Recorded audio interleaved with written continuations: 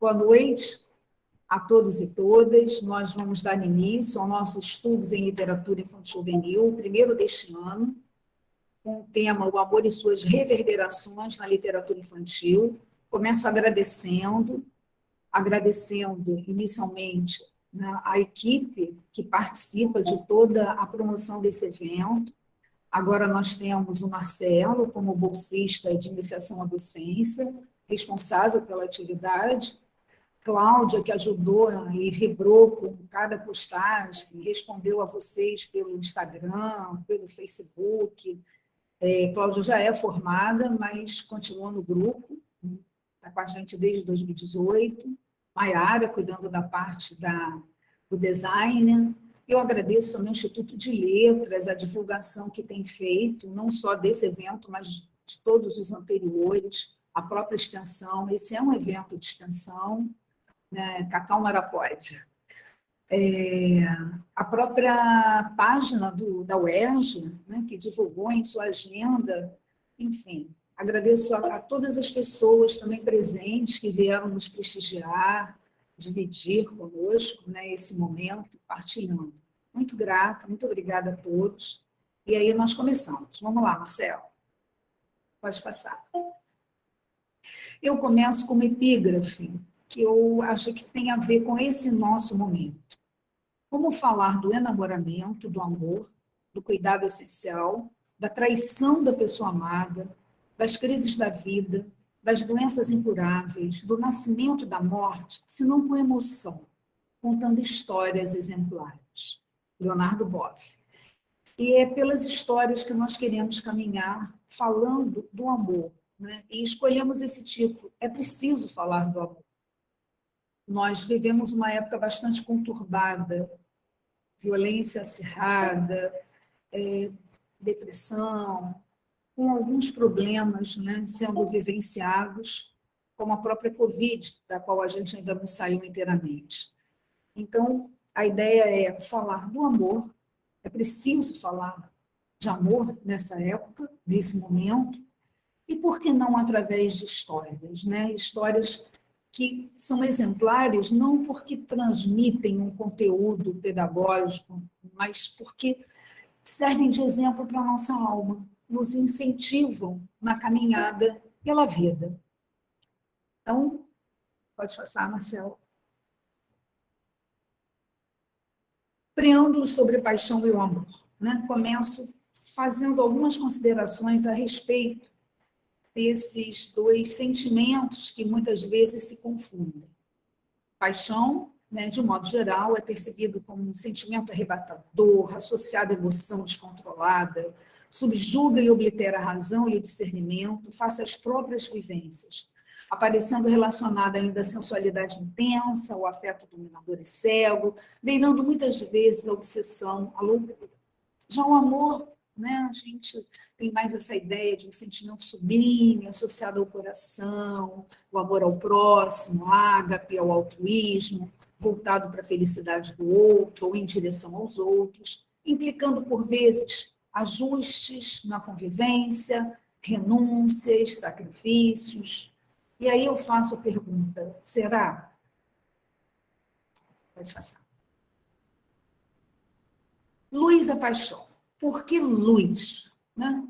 E luz remete à razão, à tomada de consciência. Né? O amarelo é a luz.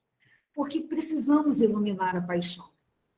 E, assim, vou tentar fazer isso de uma forma muito breve, partindo de algumas considerações.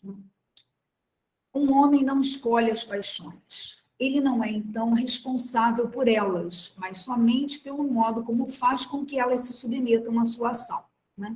Lebrun é daquele livro sobre a paixão. E aí eu me pergunto, né? Então, o ser humano, se ele não escolhe as paixões, ele é escolhido, ele é objeto dessas paixões, ou ele é sujeito? Ou ele só é sujeito quando, de acordo, né, com a citação, ele se torna consciente de como ele age diante das paixões. Será que é isso mesmo? Né? E aí a gente para perguntar, será que a paixão é um mal nefasto, a ser extirpado, é um obstáculo a ser subjugado, ou, pelo contrário, né? Pode ser uma tendência interna, um sentimento que se harmonize com a nossa ação humana. Aristóteles já falava que as paixões são dadas na natureza humana e constituem preciosos auxiliares da razão. Portanto, de começo, paixão não é algo que se opõe à razão, até porque nós temos a razão louca e a razão sábia. Indispensáveis as paixões para a conduta correta da vida, quando mantidas em seu justo limite. Olha, o que é não manter no justo limite? É exatamente quando transborda, né? Quando a paixão transborda e inunda, aí a gente talvez tenha a ideia do desgoverno diante daquele sentimento. E o Hegel vem e afirma, nada de grande se faz sem paixão. Nesse meio de caminho, nós temos os estoicos, que achavam que a paixão é algo que só causa infelicidade, né? O equilíbrio humano seria fundamental mantendo-se, né, na tranquilidade, na serenidade, sem paixões. Pode passar. Aí eu trouxe o psiquiatra, né, Rubens Coura, exatamente para mostrar um outro contraponto, né? Ele afirma que a paixão é cega, possessiva, pois não se pode ficar longe do objeto da paixão, é quase uma coisa, né, obsessiva, além de muito destrutiva, uma verdadeira doença. Aí eu cito, é um arrebatamento de mal conhecer o outro e já idolatrá-lo, sem limite, sem condição alguma. O outro pode ser de qualquer tipo, nível cultural ou social. Então, isso é a paixão. Quando a pessoa se apaixona muito mais por uma ideia, por uma idealização, né? Vou continuar e explico o final. Não é preciso conhecer sua vida, família. Amor à primeira vista é, na verdade, paixão amorosa à primeira vista. A paixão é solitária. Ela vem antes do outro. Não conta com o outro, quer controlá-lo. O apaixonado idealiza uma pessoa violentamente e descobre uma vítima para moldá-la para aquilo que já está pronto dentro de si. É verdade? Sim, em alguns casos sim, né? Acho que a gente precisa ter sempre cuidado de relativizar. Isso vai acontecer, por exemplo, no amor cortês, né? Na paixão.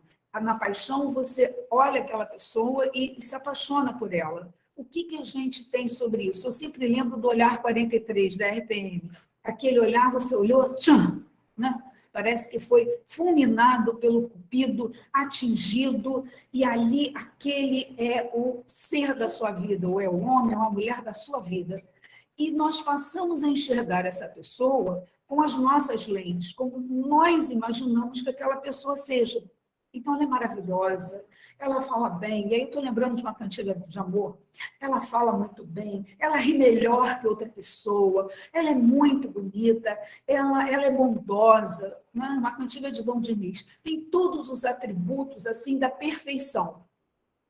E aí, repare como é que a gente conversa com os nossos amigos, dizendo, encontrei o homem da minha vida, encontrei a mulher da minha vida.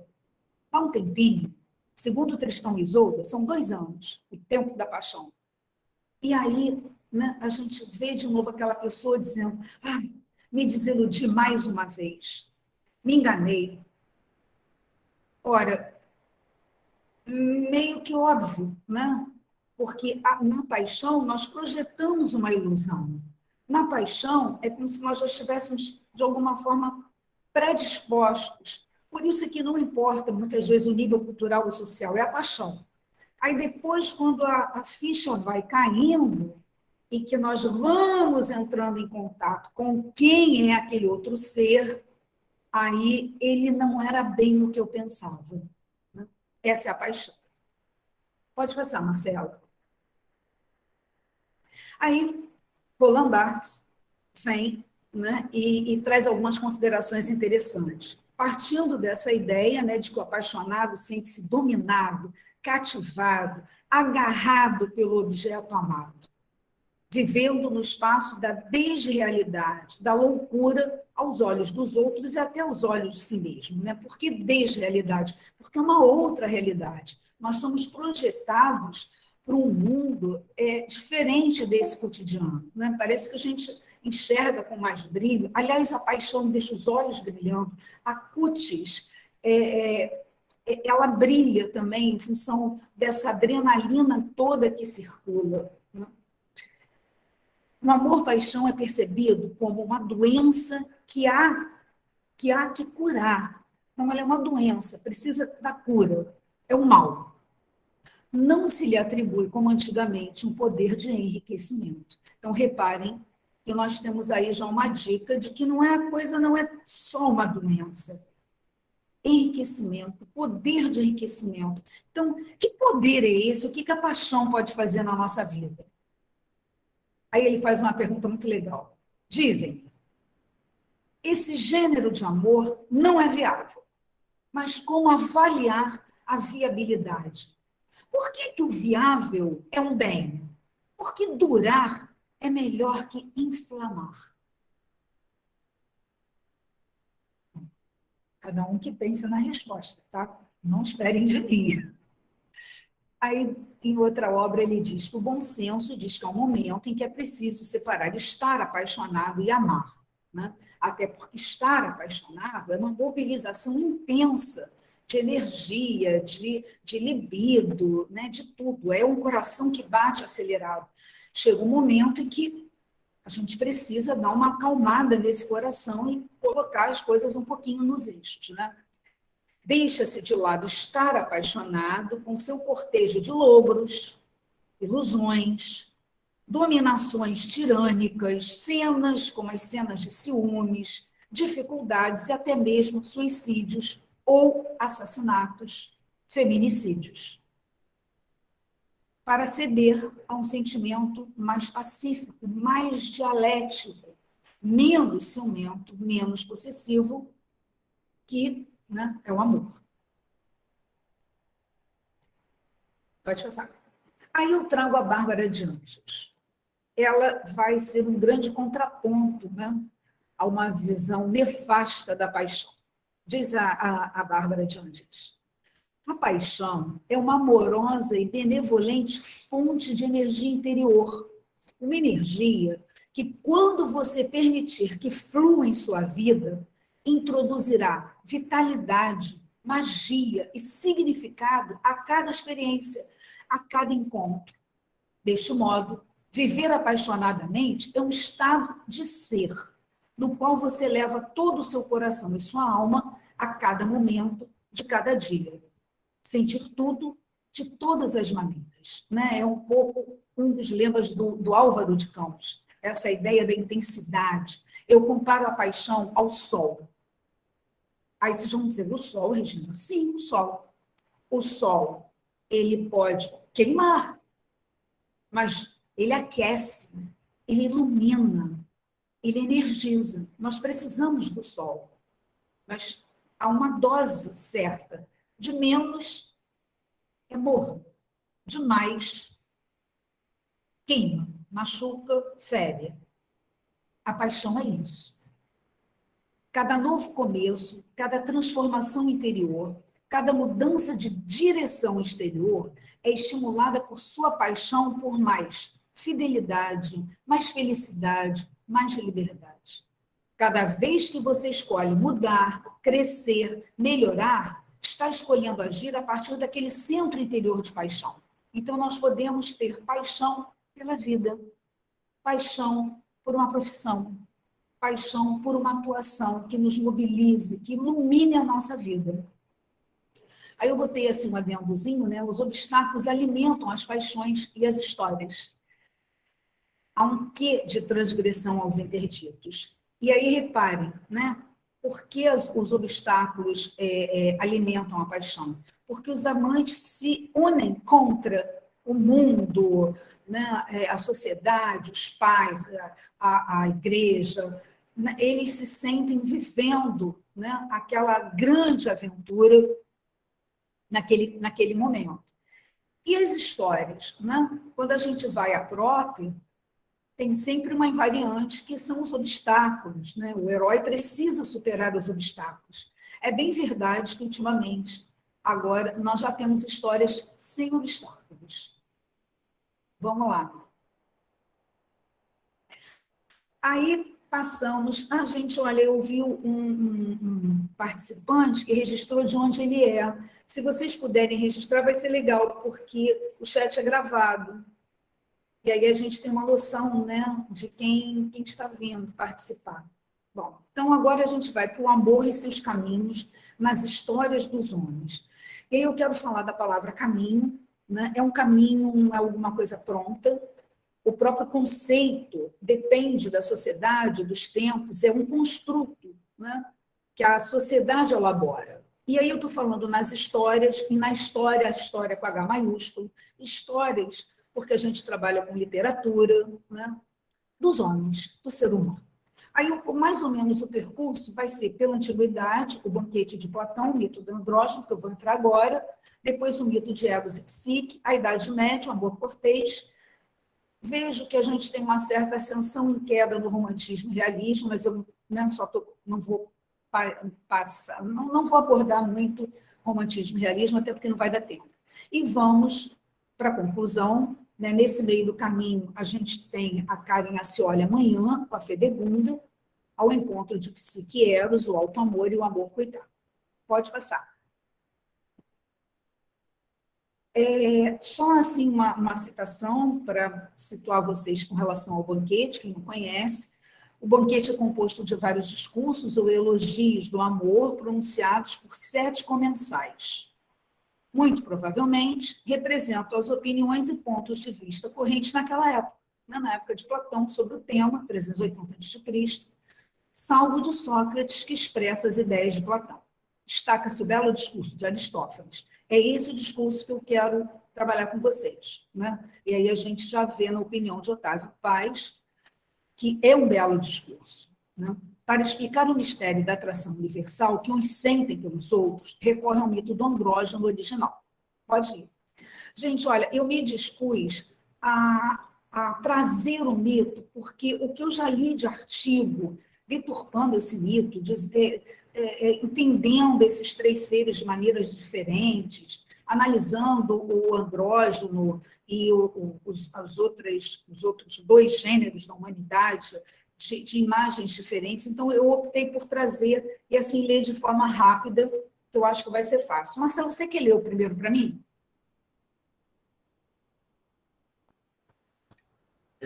Descrição dos seres que compunham a humanidade.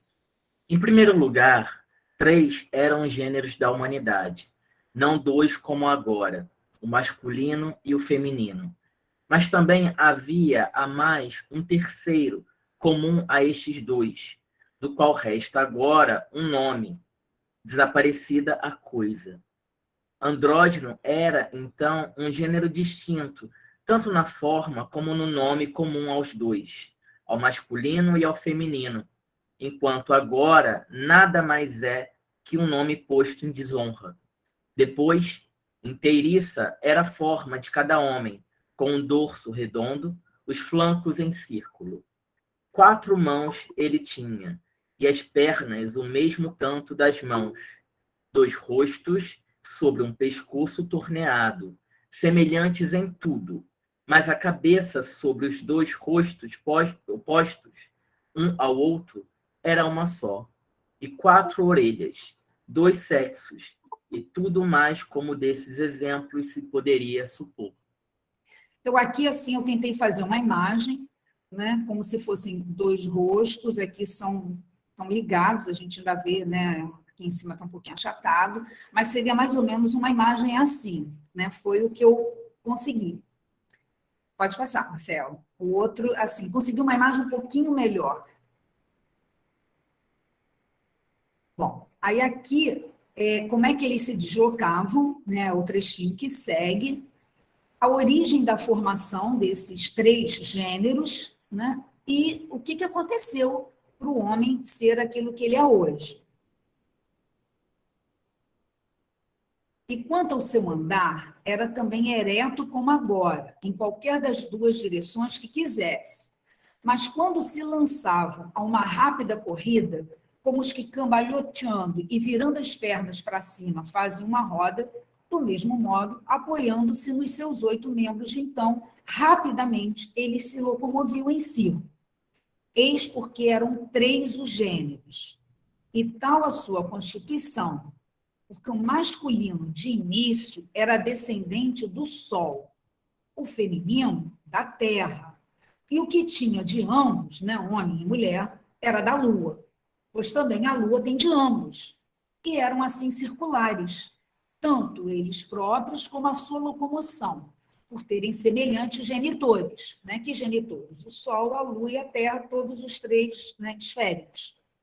Eram, por conseguinte, de uma força e de um vigor terríveis. E uma grande presunção eles tinham, mas voltaram-se contra os deuses. Quer dizer, não sei se nessa época, entendo os genitores aqui como o Sol, a Lua, porque a Lua tem os 2, né, e o feminino da Terra. A ideia de que quando a gente olha para o horizonte, dá uma ideia de esfericidade, ou pelo menos né, da abóbada. Agora, eu queria chamar a atenção, então, para essa origem divina e a punição. Né? Eram de uma presunção, voltaram-se contra os deuses. Então, eles tentaram ascender até o céu, e aí Zeus vai puni-los. Né? Como pune? Pode passar, Marcelo. Depois de laboriosa reflexão, diz Zeus: acho que tem um meio de fazer com que os homens possam existir, porque ele não podia destruir os homens. A gente tem um microfone aberto. Obrigada. Depois de laboriosa reflexão, diz Zeus: acho que tem um meio de fazer com que os homens possam existir, porque se não existissem os homens, os deuses não seriam adorados, né? Então não pode destruí-los. Mas parem com a intemperança, tornados mais fracos.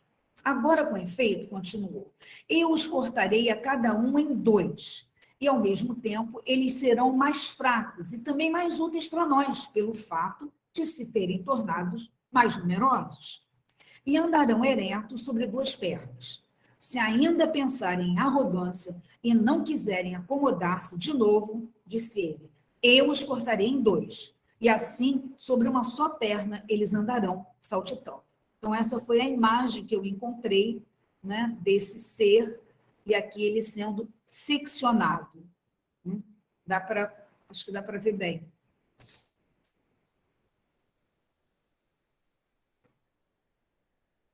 Logo que eu disse... Não acabei não, Marcelo. Volta lá.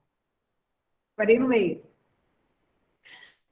Logo que eu disse, pôs-se a cortar os homens em 2, como os que cortam as sorvas, né, uma espécie de fruto para conserva, ou como os que cortam ovos com o cabelo. A cada um que cortava, mandava Apolo voltar-lhe o rosto e a banda do pescoço para o lado do corte, a fim de que, contemplando a própria mutilação, fosse mais moderado o homem, e quanto ao mais, ele também mandava curar. Então, repare que nós temos aí a punição de Zeus com a ajuda, né, de Apolo, que ia ajeitando esse corte, o umbigo era a marca para que o homem olhasse o próprio umbigo, né, e se lembrasse da sua arrogância. E hoje a gente tem essa expressão de forma diferenciada. Né? Então, não sei se vocês entenderam, eram 3 gêneros. Um gênero era homem-homem, outro gênero era mulher-mulher, e o andrógeno era metade homem, metade mulher. Pode passar, Marcelo. Aí também foi a ilustração que eu achei, tem uma imagem antes e depois, botei aqui o site, a gente vai enviar esse material para vocês, então vocês podem recuperar a história toda. Aqui nós temos, estão vendo? É a metade, aqui tem uma metade de uma circunferência azulzinha, aqui tem a outra metade. E aqui seriam já os homens seccionados, né? E esse azulzinho buscando a sua metade.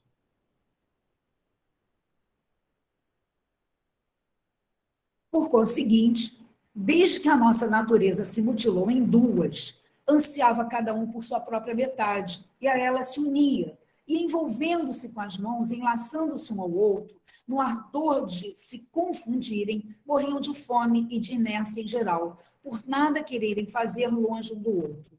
E sempre que morria uma das metades e a outra ficava, a que ficava procurava a outra, e com ela se enlaçava, quer se encontrasse com a metade ao todo, que era o que agora chamam mulher, quer com a de um homem, e assim iam se destruindo.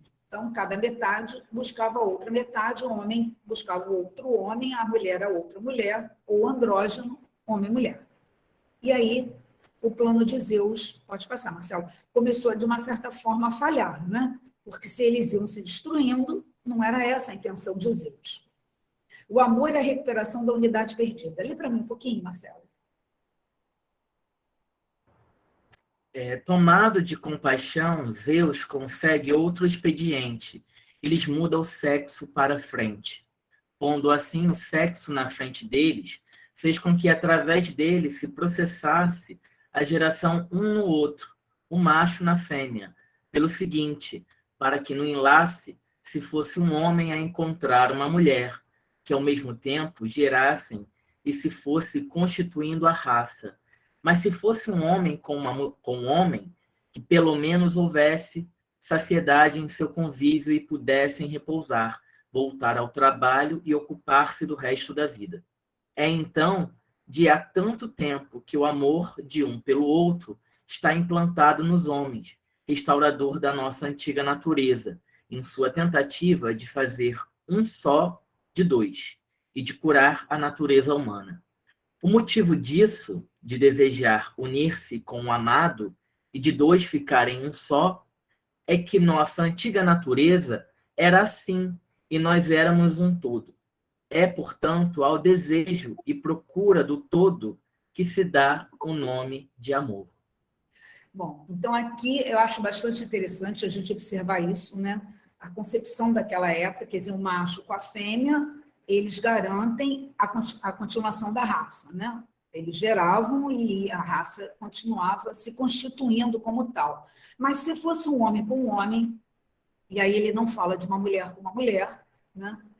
Pelo menos haveria saciedade. Então, seria de qualquer forma benéfico essa recuperação da unidade perdida, né?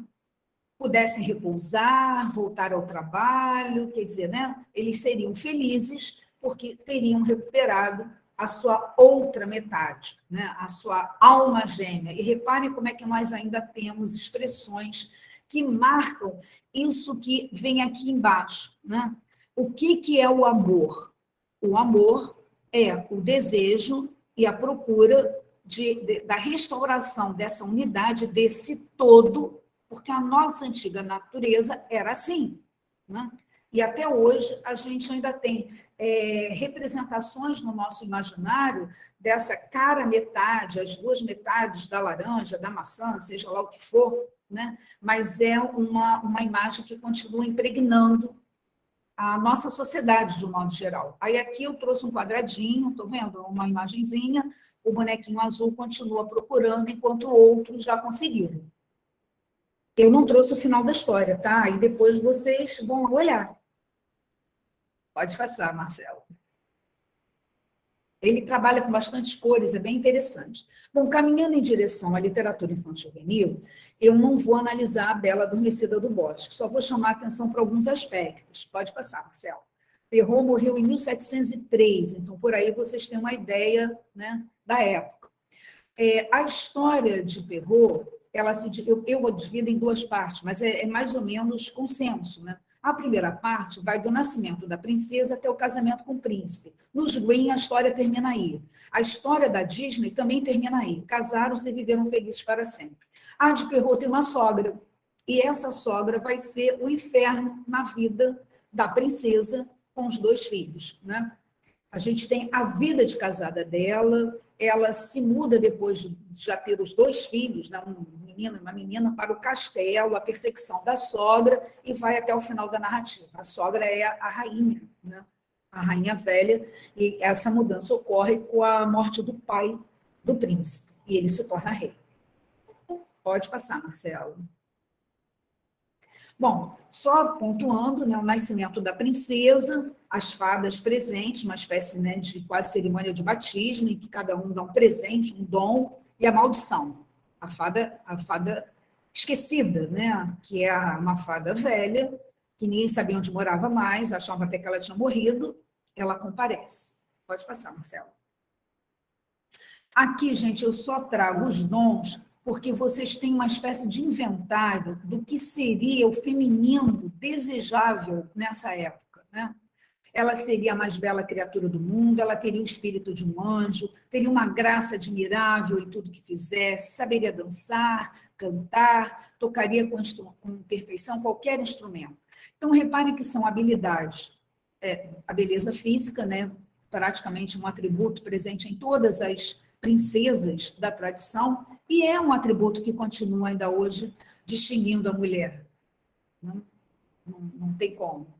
Não tem como a gente não afirmar isso, né? Basta abrir as páginas de qualquer jornal, de qualquer, né, notícia que a gente vê, de modo geral, mulheres, na maioria das vezes, quase despidas, né? Sempre muito belas. Então, a beleza é um traço distintivo. Eu diria que hoje é também do homem. Antigamente, né, o homem era eleito pela... ou se ele era um bom provedor, se ele era honesto, se ele tinha condições de sustentar uma família, né? E hoje a gente vê a beleza também como um item, né? Ou como um critério de eleição. Espírito de um anjo, então a questão da bondade, a graça, lembra das 3 graças da mitologia, né? A graciosidade no ser humano e os atributos da corte, dançar, cantar, tocar o instrumento. Aí vem a fada velha. Chegou a vez da fada velha e ela, então, balançando a cabeça, declarou, mais por despeito do que por caduquice, que a princesa iria morrer ao espetar a mão com Fúcio. Né? Então, está aí o destino, a marca, o peso, né, da maldição. Só que uma jovem fada já havia percebido as feições da fada velha e imaginado que ela faria alguma coisa assim. Então, ela se escondeu para dar o último dom, tentando amenizar. Ela não consegue desfazer, porque ela é jovem, mas consegue amenizar. Em vez de morrer, a princesa mergulhará num sono profundo que durará 100 anos, no fim dos quais o filho de um rei virá despertar. E aí vejam, né, eu vejo isso muito dentro desse mito de Platão, né? O destino, a pré-determinação, depois de 100 anos, ela acorda com, né, o filho do rei virá despertá-la, e pronto. Né? Ele é o eleito, ele é o escolhido, ele nem é o escolhido, ele é o eleito. É aquele que vai acordá-la, né? Como se o homem fosse acordar a mulher para a vida social ao se casar com ela. Pode passar, Marcelo. A profecia se cumpre, né? O sono de 100 anos. Pode passar. Aí eu trouxe já o trechinho, né? O príncipe como eleito, predestinado, a chegada desse príncipe. Aquele encontrando, né, com um camponês que lhe fala sobre aquele castelo.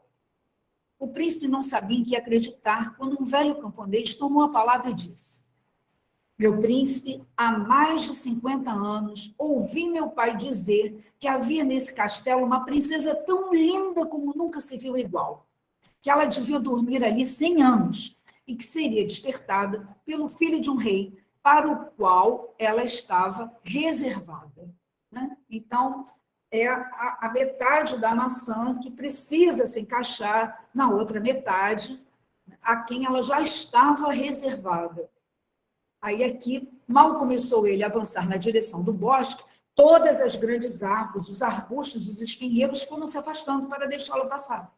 Quer dizer, ele é o eleito, ele é o escolhido, a própria natureza dá passagem para ele, ele chega à princesa sem nenhum obstáculo. Os outros que vieram antes, muitos morreram, né? Porque essa natureza conivente, parceira, cúmplice, só atua para aquele que é o encaixe certo, né? Que vem no tempo certo e tem que ser filho de rei. Ele foi seguindo por uma ampla alameda, em cujo final se achava o castelo. Pode passar, Marcelo. Aí, a princesa acorda e o que ela diz? É você, meu príncipe, você me fez esperar muito. Eu, particularmente, acho essa frase gloriosa, no sentido de que ela, né, ela quase reclama, né? Por que ele demorou tanto? Como assim? E acho que isso tem muito a ver com o Charles Perrault, né? O narrador do Charles Perrault, o escritor, ele tem muitas doses dessa ironia fina. Mas eu trouxe essa frase aqui para mostrar que ela não vai questionar.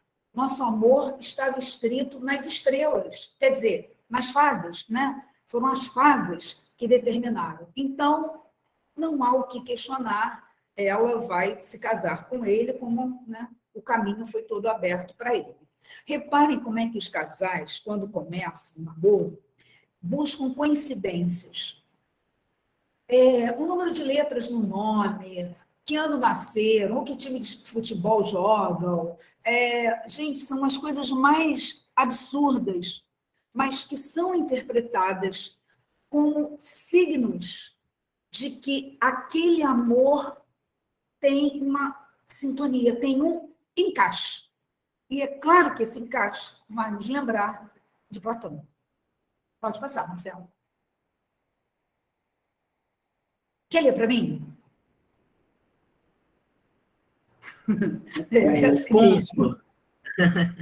O conto A Bela Adormecida apresenta duas personagens femininas contrastantes. A princesa é dócil e submissa, a rainha ogra, mãe do príncipe, agressiva e destruidora.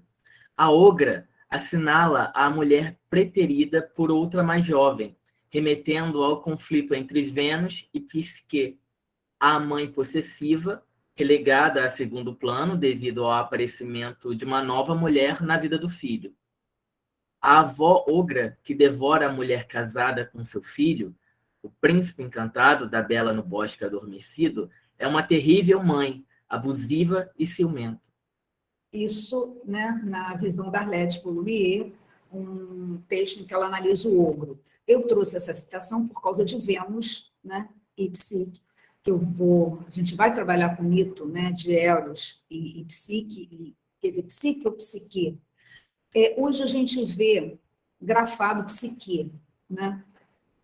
Como eu trabalhei com Vênus e Marte, Eros e Psique, na dissertação de doutorado, eu fui orientada pela professora Cleonice Berardianelli, ela me corrigiu em aula, né? E é claro que eu preciso dizer isso, porque é daí que vem, né, a minha escolha, né? Ela explicou o seguinte: psique é a alma, a palavra psique é alma em grego. Se a gente for, e aí, né, já foi, isso a mitologia grega de Runito de Souza Brandão, lá está com acento agudo, psique. Eu confesso que eu não sei como se pronuncia em grego, né? Então, reproduzo o que a professora Cleonice me falou, que é psique. E sim, daí vem a palavra psique, alma ou psique, na psicologia. A palavra psicologia vem de psique. A psicologia é o estudo da psique, da alma humana, né? Aí, assim, agora, hoje eu já vejo bastante consagrado, inclusive registrado com acento em várias obras, até mesmo obras traduzidas do mito, né? Vem como psique. Então, gente, cada um vai, né, escolher ou justificar de acordo com a fundamentação teórica que usa.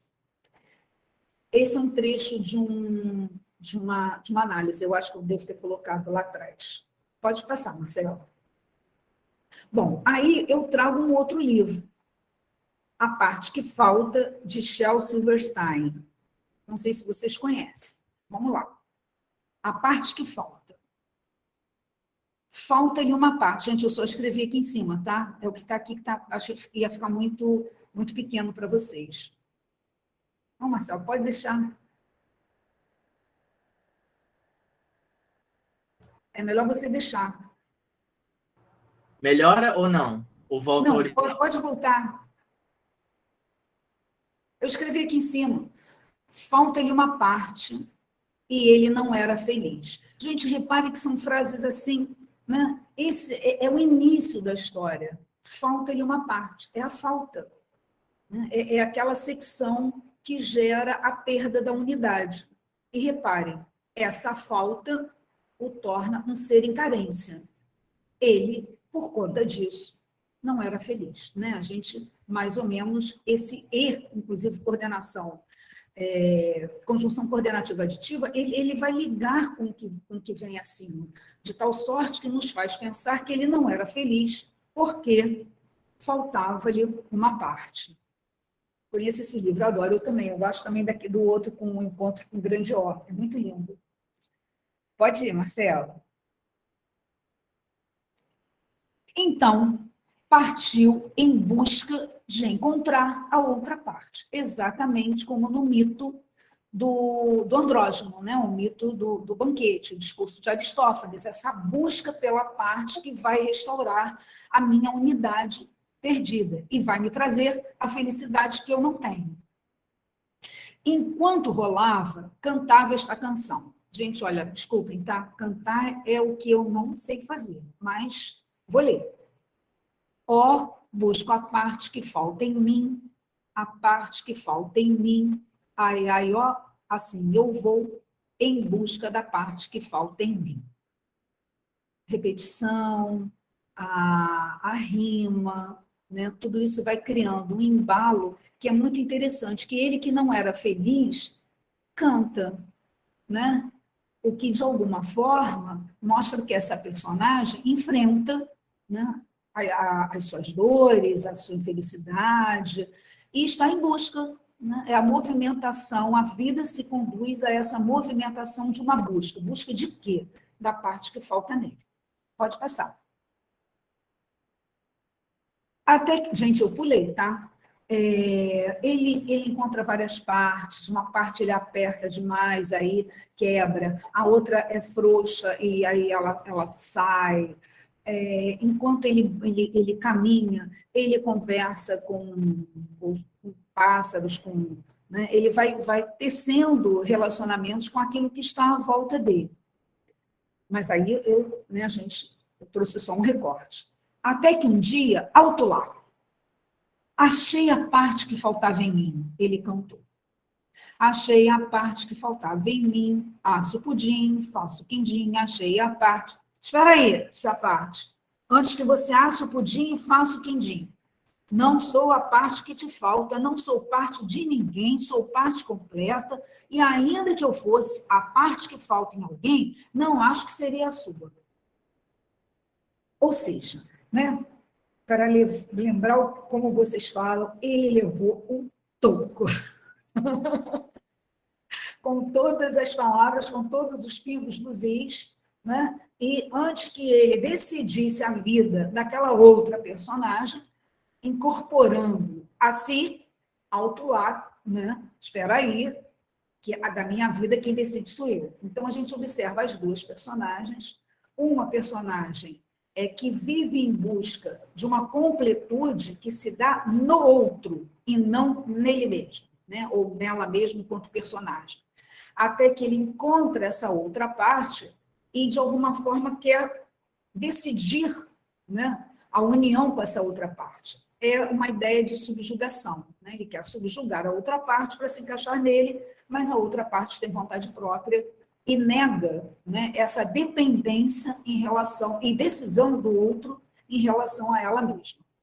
Pode passar, Marcelo. Aqui ele vai encontrar outra parte. Oi, disse. Oi, disse a parte.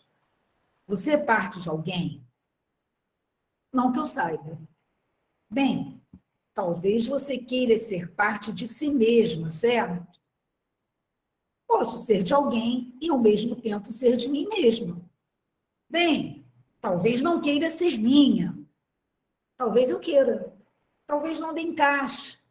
Bem, reparem que a rejeição o torna, eu não sei se seria, a palavra exata seria cauteloso, né?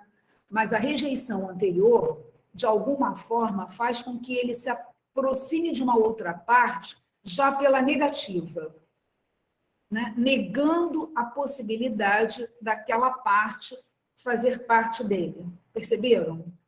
Talvez você queira ser parte de si mesmo, não queira ser minha, né? Talvez não queira ser minha, talvez não dê para encaixar. Então, as hipóteses que ele levanta são hipóteses que contrariam a união. provavelmente fruto das experiências anteriores. Encaixou com perfeição, finalmente. Quer dizer, a vida dele, o objetivo era apenas encontrar essa outra parte, embora ele fosse vivendo, né? Pode passar, Marcelo. Rolou para longe e, por estar completo, rolou mais, e mais rápido do que jamais rolara. Tão rápido que nem podia parar para conversar com uma minhoca, que ele fazia antes, ou sentir o aroma de uma flor, que ele fazia antes. Rápido demais para que a borboleta pousasse nele, que acontecia antes. Meu Deus, agora que estava completo, não podia sequer cantar. Na hora que ele tenta cantar, aquela parte ali dentro não deixa ele articular as palavras. Ah, pensou. Então é assim. Quer dizer, eu recortei, né, a parte de texto só para ler rápido para vocês. Mas agora ele toma, assim, é uma espécie de tomada de consciência do que representou essa parte encaixada nele. O quanto essa parte fez com que ele não conseguisse vivenciar os pequenos prazeres que ele tinha antes e aos quais ele não dava valor. Então, é como se toda a dinâmica, né, de ação, a dinâmica da vida, da personagem, mudou de forma drástica, a ponto, né, eu consigo... Então, é assim, quase que com uma decepção. Né? Essa unidade perdida, de alguma forma, representa um sufocamento de tudo o que ele era anteriormente, de tudo o que essa personagem conseguia fazer e que lhe dava alguma felicidade. Pode passar, Marcelo.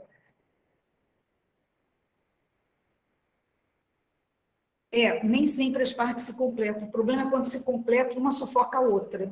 Né? Ou aqui não, nem sei se a parte pequena sufocou a maior, mas é que, ao encaixar, reparem, deflagrou um processo que o impediu de viver como ele vivia antes. Claro, né? Agora ele é uma unidade completa, agora ele tem uma outra parte dentro dele, então não é mais, a vida mudou, as ações mudaram, e aí ele não consegue mais porque ele rola mais rápido, tudo é mais rápido, então mudou. Pode passar, Marcelo. Gente, esse não é o final, tá? Vou deixar o final para vocês procurarem. Isso é maldade, né? Mas é a forma que a gente faz com os nossos alunos na sala de aula quando a gente quer que eles leiam um livro, né? A gente não conta o final. E tem um outro, a parte encontra o grande O. É lindo. Platão é o fundador da nossa filosofia do amor. O amor de Platão não é o nosso.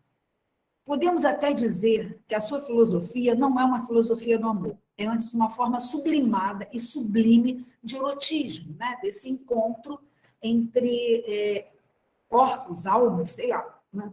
Mas achei bastante interessante trazer isso aqui.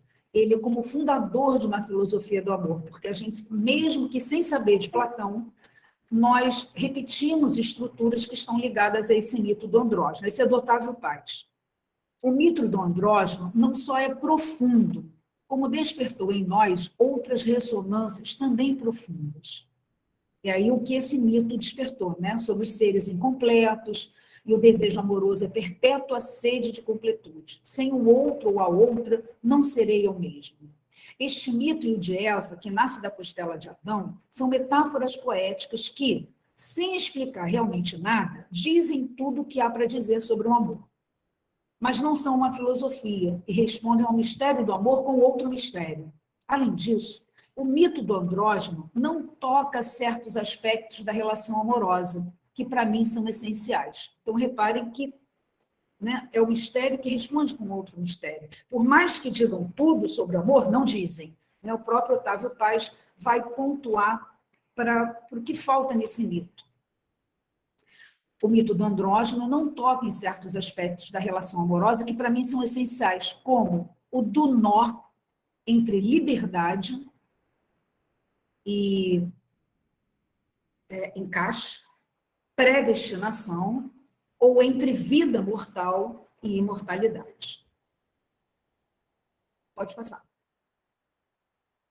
Aí, gente, eu trago o Flávio de Kovács, que tem bastante a ver com a parte que falta em mim, né? Eu particularmente gosto dos livros dele, usei bastante na minha pesquisa. Claro que ele já caminhou além, né, desses textos, mas eu continuo gostando dele. De repente, me percebo refletindo de uma forma nova. Compreendo o homem como um ser completo, no qual não falta parte alguma. Então, reparem que ele vai na direção contrária ao do banquete. Nós não somos incompletos, nós somos seres completos. Não falta parte em nós. Deixo de vê-lo como a metade de uma laranja buscando reencontrar a outra metade. Ideia que nos persegue, aqui tem um erro, há 25 séculos. Deixo de pensar no ser humano como uma panela que terá de encontrar sua tampa. Vejo o homem inteiro, sem buraco, a cicatriz psíquica derivada do trauma do nascimento. Abrir um parênteses, há um livro lindo da Eliane Ganem, Coração de Coralie, que vai falar exatamente desse buraco, mas não é um buraco a ser preenchido pelo outro, é um buraco a ser preenchido pela felicidade de ser. Aí, seguindo com o de Kovács, não é à toa que nossa vida amorosa tem sido tão mal sucedida. Que tal imaginarmos uma situação assim? Cada um vai para o seu lado, cuida do seu buraco e libera o parceiro da função de remédio. Ao se encontrarem, não terão cobranças nem ressentimentos. Poderão finalmente ser amigos e solidários. Deixa eu fazer uma parte também. Vocês já repararam como é que a gente é bastante condescendente com os nossos amigos, mas não com os nossos amores? A gente cobra muito mais do marido, do namorado, do noivo, da esposa, né? Enfim, do que de um amigo. A gente cobra, a gente controla, a gente exige. Nós queremos que eles, né, ou elas, façam-nos felizes. Então, se eu não sou feliz, a culpa é dele, porque eu gosto disso e ele gosta daquilo. Eu quero sair, ele quer ficar em casa, ou eu quero ficar em casa, ele quer sair. Eu sou da noite, ele é do dia. E olha a ideia do remédio, né? Lembram do banquete, com a ideia da cura? Então, o outro vem para encher minha vida de felicidade. Gente, isso não pode dar certo. É muita responsabilidade para o outro. O outro, às vezes, não dá conta nem da vida dele, que fará da vida dele e da do parceiro ou da parceira. Então, é muito mais fácil cada um tentar se resolver e caminhar juntos, né? Em vez de um ser uma espécie de peso sobre o outro tem que carregar a si e mais o parceiro. É meio complicado, né? Vamos lá, Marcelo. Aí as referências, tá? Do Flávio de Kovács, é um artigo, então vocês conseguem baixar. Isso tem em livros também, os livros dele são ótimos, mas um artigo lê-se com facilidade. Passamos ao segundo. Gente, eu fui dividindo para não ficar muito pesado. Então, assim, enquanto o Marcelo arruma aí, que para mim é mais fácil realmente alguém passando, eu vou dar uma lidinha aqui, se alguém tem alguma pergunta. A Leoneide falou, a parte que falta encontra o grande ó. Nossa, maravilhoso. É exatamente isso. A parte tenta encontrar alguém e o grande ó diz que não. Quer dizer, a história vai se resolver como dois inteiros, que no final se encontram, né? Que vivem, procuram uma vida em comum. Mas são dois inteiros, não são partes.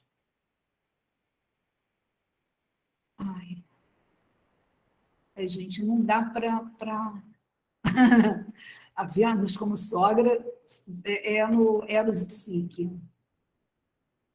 Bom, o amor cortês. Aí vocês vão me perguntar, mas Regina, peraí, cadê o mito de Eros e Psique, que também é da antiguidade? Depois, calma. Vou para o amor cortês, porque a gente ainda tem um pouco no amor cortês dessa idealização, dessa ilusão, dessa paixão no caso aqui, principalmente no trovadorismo, pela figura feminina. E o amor cortês é a base do amor romântico, né? Pode passar, Marcelo. Fechar os chats. Aí eu volto com a frase que estava lá no final do primeiro, tá? Platão é o fundador da nossa filosofia do amor. Né? Então, a gente vai perceber, ainda nesse amor cortês, essa idealização, essa busca de uma certa completude no outro, mesmo impossível, esse aspirar, suspirar, né, pelo outro. Aí eu trago ainda uma citação do Paz, século XII, França, né, é o berço desse amor cortês. Surge o amor como um ideal de vida superior. A aparição do amor cortês tem algo de milagroso, pois não foi consequência de uma pregação religiosa nem de uma doutrina filosófica. Foi a criação de um grupo de poetas no seio de uma sociedade reduzida, a nobreza feudal do sul da antiga Gália, né? A região ali do final do sul da França, a lírica, trovadores, principalmente a cantiga de amor, é dali. Os poetas inventaram o amor cortês. Eles o inventaram porque era uma aspiração latente daquela sociedade. Né? E que sociedade é essa? É a sociedade das catedrais, né? Do centro de uma vida em torno da igreja. É uma sociedade dos castelos com aquelas fortificações e os servos vivendo ali dentro abrigados, né? por aquelas... não eram colunas, é aquele cerco em volta do castelo. Aí eu trouxe a Catedral de Orvieto, na Itália, o Castelo de Guimarães, né, tem uma plaquinha que diz assim, aqui nasceu Portugal, o Dom Afonso Henriques, a nobreza, na verdade era uma sociedade estratificada, a base com os servos que trabalhavam, no meio nós temos a nobreza que luta, os cavaleiros que lutam, e no topo os religiosos que oram. Então, são os laboratórios que trabalham, os belatórios, o bellum, guerra, os cavaleiros, e os oratórios, os que rezam. Né? São as três classes, a base com os servos, alimentando toda aquela estrutura para cima. Então, aqui a gente tem, né, a ideia do cavaleiro medieval, a couraça, aqui a cota de malha, o escudo, a lança, e a vida na corte. Né? Chama atenção para a senhora sentada, né, o cavaleiro aqui tocando, né, um instrumento musical para ela. Pelo menos me parece um instrumento segurando alguma coisa. Vocês têm gente nessas imagens, eu coloquei de onde eu tirei. Então, é fácil de vocês recuperarem. Tá? Pode passar.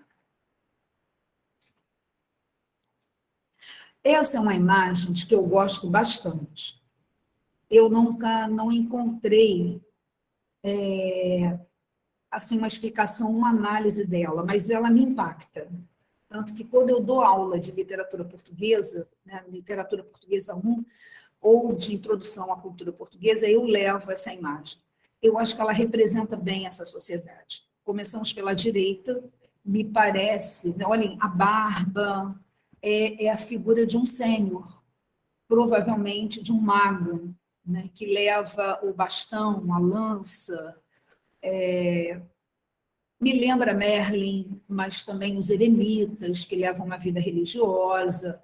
Então, desse lado, nós temos essa figura emblemática. No meio, o castelo e a lança em cima. Né? Por que a lança? Porque são os senhores da guerra. Os nobres, né, os cavaleiros, pertencem à nobreza e são eles que vão sair, como aqui, né, a cavalo, com armadura, com escudo, com a lança. É uma sociedade formada por esses cavaleiros. E aí, reparem que, né, como se fosse assim, uma sombra, por detrás desse cavaleiro, a figura de uma mulher.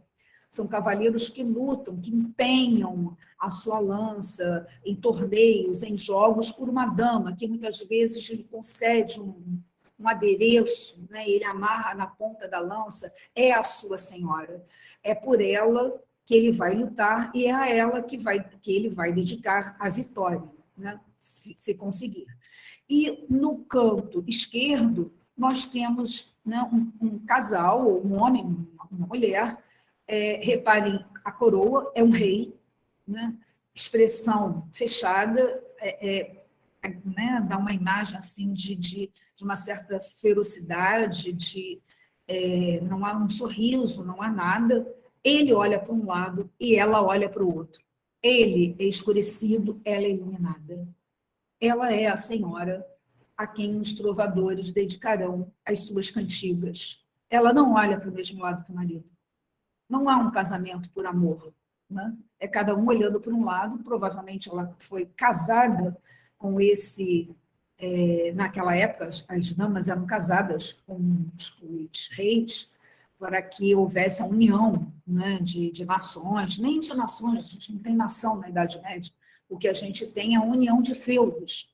Então, é uma imagem que representa a cavalaria, essa figura feminina presente nessa sociedade medieval. Vamos lá, Marcelo, pode passar. E aí, um amor delicado. Né? Lembrei até do Caetano Veloso. Um amor assim delicado, você pega e despreza, não devia ter desprezado, né? Ajoelha e não reza. É um pouco parecendo com as figuras femininas, né? Que incentivam a adoração, mas se recusam. Então, o amor delicado. O termo amor cortês reflete a diferença medieval entre corte e vilã. Não é um amor vilano, da vila, do vilão. E vilão no sentido daquele que habita a vila. População e procriação, né? O amor do povo. Mas sim um sentimento elevado, próprio das cortes senhoriais. Os poetas não o denominaram amor cortês, usaram outra expressão, fino amor. Né? É um amor fino, um amor requintado. Quer dizer, amor purificado, refinado, um amor que não tinha, por fim, nem o mero prazer carnal, nem a reprodução. Uma ascética e uma estética. Né? Então, há um ascetismo, por quê? Porque não envolve a relação carnal, mas é uma estética, sim, no sentido em que a gente tem toda essa reprodução do amor nas cantigas de amor. E também nas cantigas de amigo, com uma codificação, né? Com regras a serem seguidas. Pode passar. Peraí, Marcelo, volta. Olha só, reparem aqui, né, na imagem. É uma dama, de alguma forma, né, colocando o final, a parte exatamente, né, do que vai guardar a cabeça, do capacete, esqueci do elmo. É o elmo que ela vai colocar. Gente, mas por que logo o elmo? Porque é a parte mais alta, o que vai proteger a cabeça. E reparem a posição dele, ajoelhado aos pés dela. É essa a ordem, né, dessa Idade Média, das cantigas trovadorescas. Reparem que parece um cavaleiro que vai, talvez não seja guerrear, ele não está com roupa de batalha, mas aqui a gente tem um cavalo, o escudo aqui em cima, né, e o elmo que ela vai colocar nele. É a mulher consagrando esse personagem, né? Pode passar, Marcelo. Tem uma outra imagem também parecida. Aqui a mesma coisa, estão vendo? Essa posição, essa atitude de se ajoelhar diante da senhora é a vassalagem. Ele é vassalo dela nas cantigas, assim como na vida social, ele é vassalo, geralmente, de um homem, né? Ordenação de um cavaleiro. Normalmente não é uma mulher. Na demanda do Santo Graal, os escudeiros, né, buscam entrar na ordem da cavalaria por um cavaleiro já renomado, um cavaleiro que já tem a fama. Eles acreditam que, ao serem ordenados por um cavaleiro famoso, eles vão receber, né, as qualidades, né, desse cavaleiro outorgante. Mas aqui é uma mulher. Essa atitude de estar ajoelhados é a que mais caracteriza essa vassalagem amorosa. Submissão, fidelidade, o serviço do amante. Aqui o do ficou aqui embaixo, depois eu conserto para vocês. Ela está em posição de domínio, esperando ser servida, dispensando parcimoniosamente seus favores, numa posição homóloga àquela em que está instalado o Senhor, seu marido, no centro da rede dos verdadeiros poderes. Então, gente, vocês imaginem, né, num salão, aquela dama no alto, uma espécie, né, de tribuna, né, É claro que ela, na cantiga, vai ser colocada no pedestal, mas ela se dá visível, geralmente, num lugar altaneiro, ao lado do marido. Então, assim como na vida social, os cavalheiros rendem a vassalagem ao nobre, ao senhor feudal, o trovador rende vassalagem àquela dama que ele elegeu como a mais bela, a mais perfeita, a que ri melhor, né? A que não há ninguém no mundo que se iguale a ela. Ela não tem par. Ela é única, ela é singular. E aí, né, de maneira... Obrigada. Acho que o resto a gente pode deixar para depois. Aqui, gente, é uma outra imagem em que diz é o rei diante da mendiga. Aí, obrigada, Marcelo. Olha a roupa dela. Né? A gente percebe uma roupa rasgada. Ela está descalça. Ele é rei. Olha o manto. Olha a coroa que ele entrega a ela. Isso é vassalagem amorosa, que não olha a distinção social, não olha, né? Olha o quê? A beleza, a paixão, a eleição. Né? Então, esse quadro, essa pintura, diz muito dessa cantiga que eu trouxe. Vou ler já assim, atualizando um pouco para vocês. Pois que Deus vos fez, minha senhora. Gente, as palavras terminadas em or não tem feminino, tá? Então, é senhora. Ela é a senhora, a minha dômina, né? É outra expressão que aparece. A dona, né? Como é que é? Tem uma da... Ai, é dona mesmo.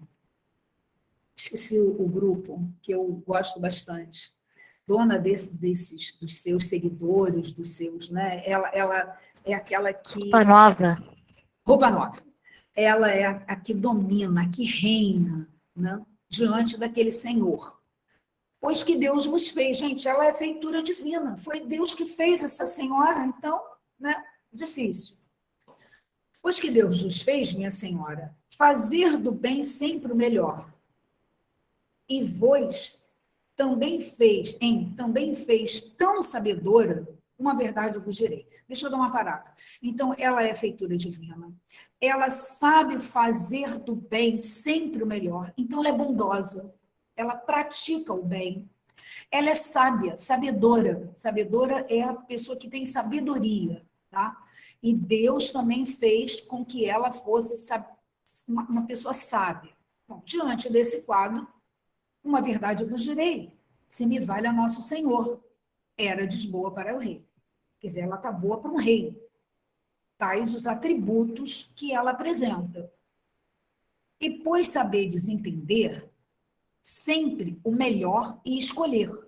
Verdade eu vos quero dizer, senhora, que servo e servirei, pois vos Deus a tal foi fazer. Érades boa para rei. O que aqui ele está mostrando, gente? Ela consegue... É uma das poucas cantigas em que eu não vejo a figura feminina ser exaltada pela formosura. Ela é exaltada porque ela é feitura divina, porque ela é bondosa, porque ela é sábia. Sabeis entender. Então, ela é inteligente. Ela compreende as coisas. Além disso, ela escolhe sempre o melhor.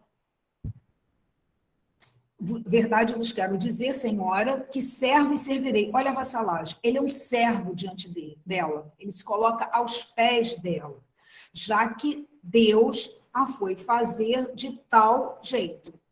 Bom, diante desse quadro, ela não é para qualquer um.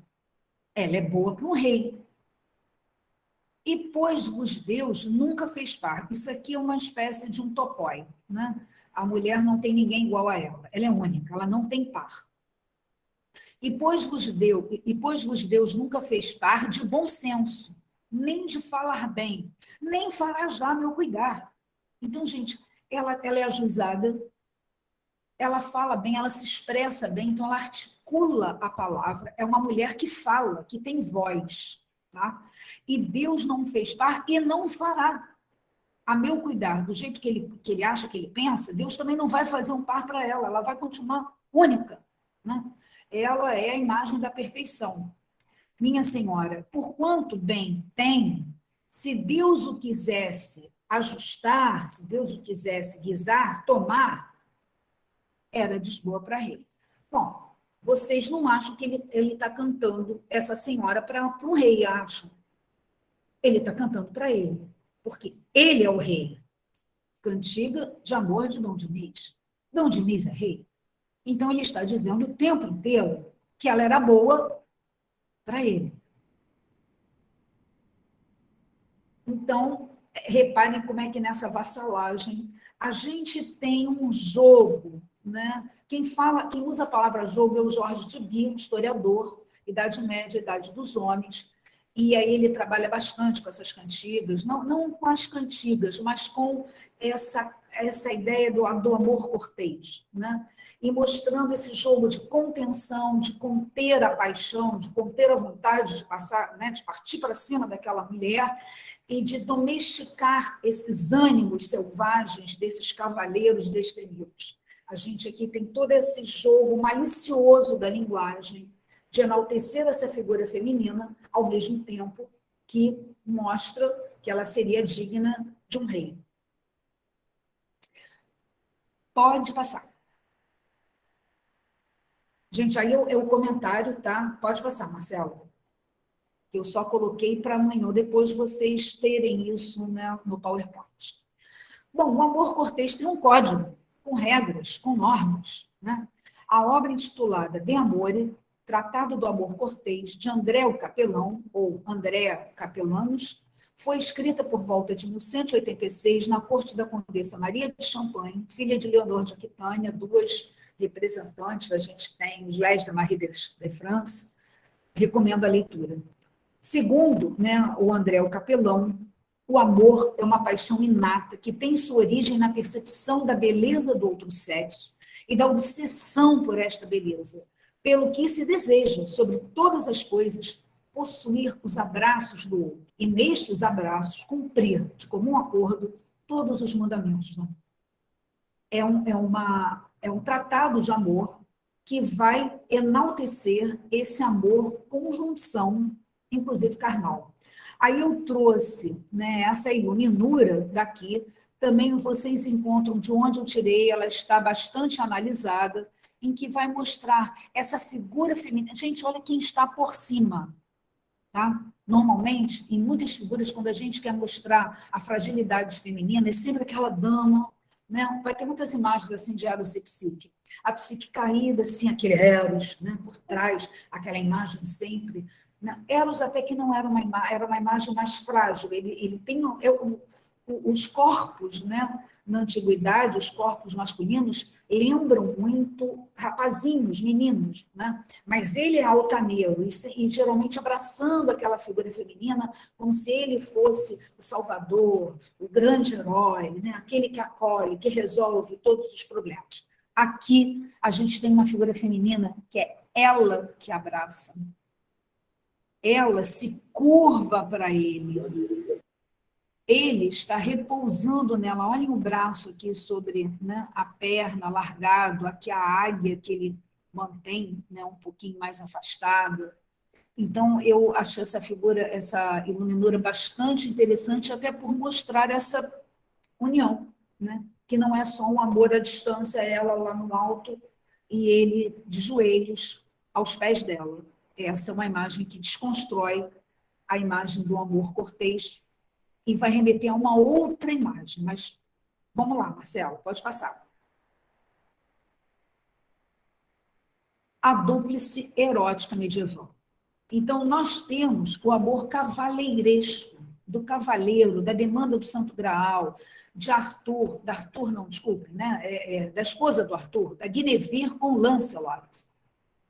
Os amores adúlteros, o amor de Tristão e Isolda. Isolda era casada com o rei Marcos da Cornualha, mas a paixão é entre Tristão e Isolda. Né? Então, é esse amor, né? Esse é um amor cavalheiresco, o amor, né, presente nas novelas de cavalaria, define-se geralmente por um adultério carnal e não espiritual, ou então pelo heroísmo existente nos torneios, que poderia culminar no casamento com a donzela por cujo dom o cavaleiro lutara. O cavaleiro arrisca-se por sua dama, É a sensualidade transformada em ânsia de sacrifício, no desejo revelado pelo macho de mostrar a sua coragem, de correr perigos, de ser forte, de sofrer e sangrar diante da amada. Huizinga, né, Huizinga também se volta para um estudioso da Idade Média. Segundo Jean Marcaille é francês, ele tem um livro lindo sobre a mulher celta. Nenhuma dama cortês ama seu marido. Era um casamento de conveniência. Ela pode dedicar-lhe afeição, mas amor ela reserva ao cavaleiro que ela mesma escolhe. Amor com conotações ideais, místicas, alimentado à distância. É o amor de Tristão e Isolda, é o amor de Isolda e Guinevere. Tristão, Isolda, Guinevere e Lancelot. Aqui as imagens, né, do cavaleiro. Aí eu trouxe essa iluminura, porque achei também bastante interessante, desconstrói essa visão tão espiritualizada, né? É um amante medieval sendo içado, tá vendo? Aqui eu encontrei a explicação, ele está sendo içado pela dama. Lembra um pouco Rapunzel, né, gente? Pode passar, Marcelo. Aqui são imagens, né? Tristão e Isolda, Abelardo e Heloísa. Gente, Abelardo e Heloísa, vocês encontram um filme Em Nome de Deus. Acho que é Em Nome de Deus. É a história de Heloísa e Abelardo. Não é um filme religioso, tá? Já encontrei esse é um vídeo, né? Hoje a gente deve baixar Em Nome de Deus. É bastante interessante, porque conta a história de amor dos dois. Né? Há pesquisas sobre Heloísa no IFIX, Instituto de História e Ciências Sociais da UFRJ, no Largo de São Francisco. E aqui, Tristão e Isolda, reparem aqui a figura olhando, espionando os dois, né? E eles conversando assim de uma forma muito próxima. Há um livro da Francisco Alves, e a gente encontra, inclusive, esse livro em PDF. É muito interessante. Pode passar, Marcelo. Bom, o amor cortês dos trovadores, né? Aqui é uma outra imagem, ela como se estivesse coroando, né? A figura masculina, curvada, quase que em postura de oração, as mãos juntas. O amor cortês não justifica relações amorosas livres, é antes uma codificação do amor em face de uma situação dada. Nas cantigas trovadorescas, é também sob variadas nuances que se apresenta o amor-paixão, ora perspectivando as impossibilidades de sua realização, através dos amores impossíveis de trovadores por suas senhoras. Né? E aí a gente tem esse amor à primeira vista, ele viu a dama e se apaixona por ela, e aí vem toda aquela corte de idealizações de que ela é a melhor de todas, ela é a mais bela, ela fala... Né? Algumas cantigas a gente tem menção à fala, outras vezes não. Ele olhou e elegeu aquela senhora como, né, a quem ele vai servir. Mas a gente também tem a sua concretização. Em algumas cantigas, fazer o bem, ela não quis o bem fazer. E o que é fazer o bem? É a correspondência amorosa. Em algumas cantigas, ela tem uma cantiga em que a dama fez o bem e comprometeu a sua honra com isso. O enamoramento entre a donzela e seu amigo, o amor às vezes alvo de idealização, às vezes até presente nas cantigas de escárnio e maldizer. Pode passar.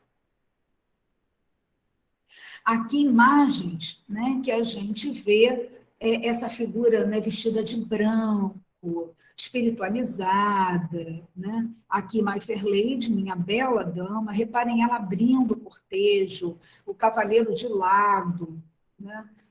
Ela não olha para ele, reparem que o olhar dela é para frente, ela não se digna a olhar, ela não vai descer, né, da sua posição altaneira para olhar aquele, né, o trovador, o servo, seja ele quem for, faz parte da erótica, se manter inacessível.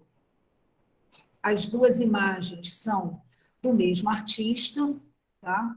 E aí a gente vê que há uma certa semelhança, né, entre as duas figuras femininas, marcada muito de branco. pela pureza, né? Pela singeleza. Pode passar, Marcelo. Caminhando em direção à literatura infanto-juvenil. Então, lá vamos nós, uma história de amor sem palavras, de Rui de Oliveira. Olha só, eu queria chamar a atenção para o título, tá?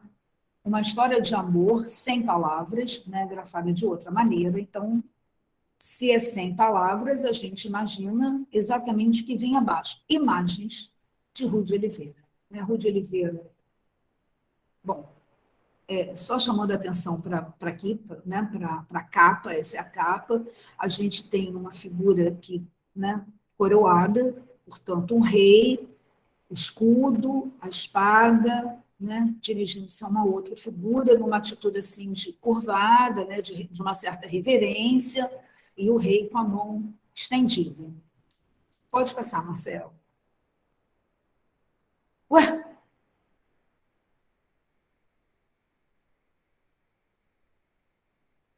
Essa é o que vem depois?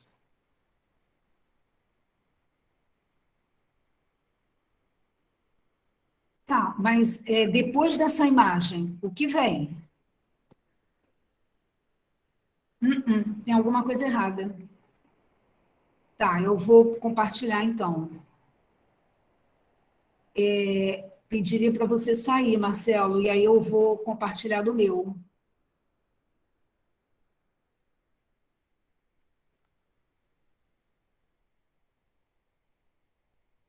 Deixa eu abrir.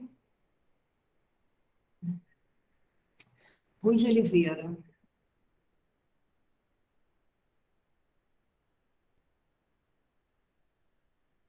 Não sei o que aconteceu, mas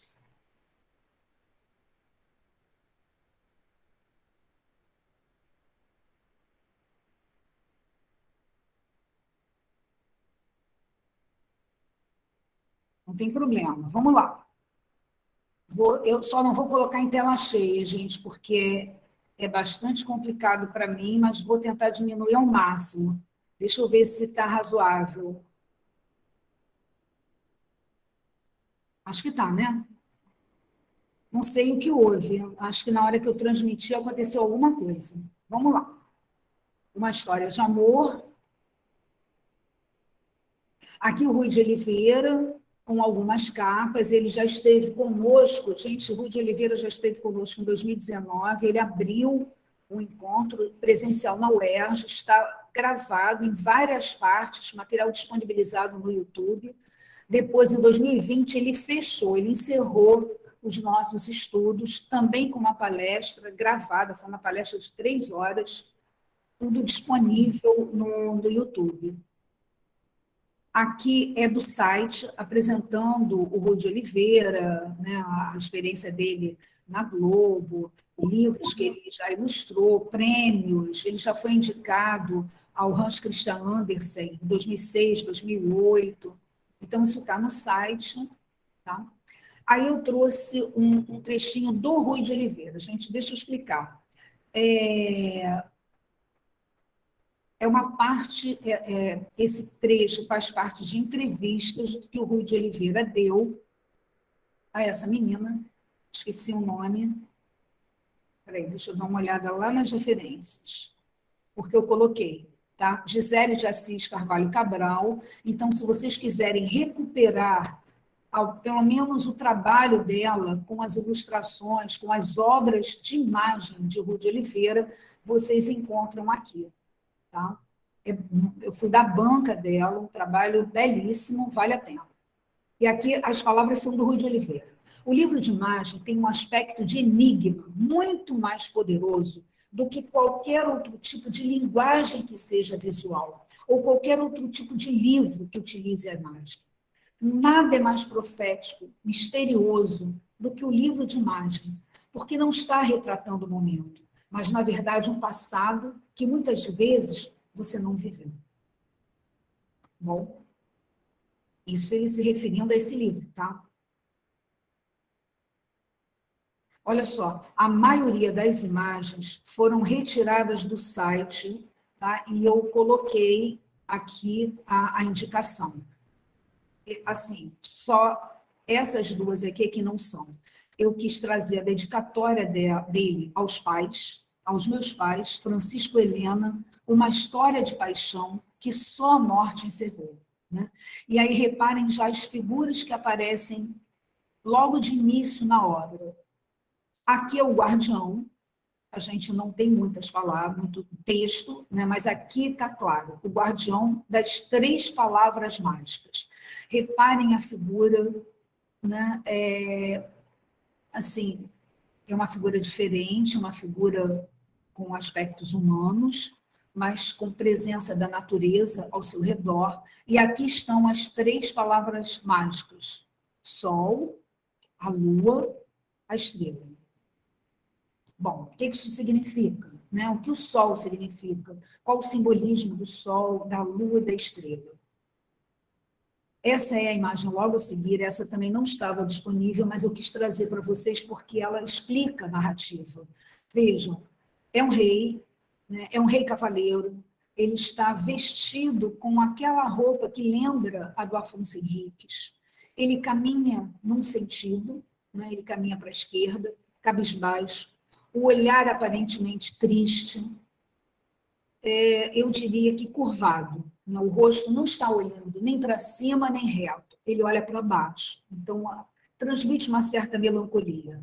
E aqui parece uma imagem feminina, né? Como se ele estivesse pensando numa imagem feminina, numa figura. Nós só vemos o rosto, um rosto altaneiro, acima dele, quase que ocupando uma posição de pensamento. Ele vai numa direção, ela, né, olha em outra direção. Então, eles estão separados.